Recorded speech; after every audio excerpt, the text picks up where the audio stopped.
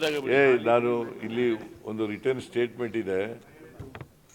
ಭೂಮಾಲೀಕರು ಸ್ವಯಂ ಪ್ರೇರಣೆಯಿಂದ ಮುಂದೆ ಬಂದಲ್ಲಿ ಹೆಚ್ಚಿನ ಹಣಕಾಸಿನ ಪರಿಹಾರ ಅಥವಾ ಹೆಚ್ಚಿನ ವಿಸ್ತೀರ್ಣದ ಅಭಿವೃದ್ಧಿಪಡಿಸಿದ ನಿವೇಶನವನ್ನು ನೀಡಲಾಗುವುದು. ಈ ರೀತಿ ಹೆಚ್ಚಿನ ಪರಿಹಾರ ಅಥವಾ ಅಭಿವೃದ್ಧಿಪಡಿಸಿದ ನಿವೇಶನವನ್ನು ಪಡೆಯಲು ಒಪ್ಪದ,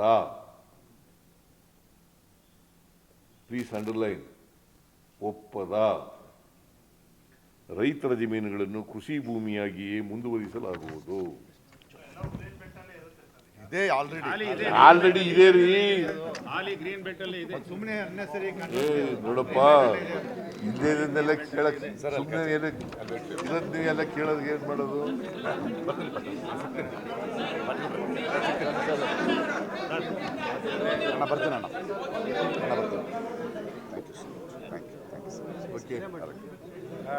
ತುಂಬ ಥ್ಯಾಂಕ್ಸು. ನಾವು ವಾದ ಮಾಡ್ತಾ ಇದ್ದೆ, ಭಾಳಷ್ಟು ಜನ ಬಿಡಲ್ಲ ಅಂತಿದ್ರು, ನಮ್ಮ ಮುಖ್ಯಮಂತ್ರಿಗಳು ಬಿಡ್ತಾರೆ ಅಂತ ಚಾಲೆಂಜ್ ಮಾಡಿದ್ದೆ. ಸದ್ಯ ಗೆದ್ದೆ ನಾನು, ಭಾಳ ಜನ ಗೆದ್ದೆ.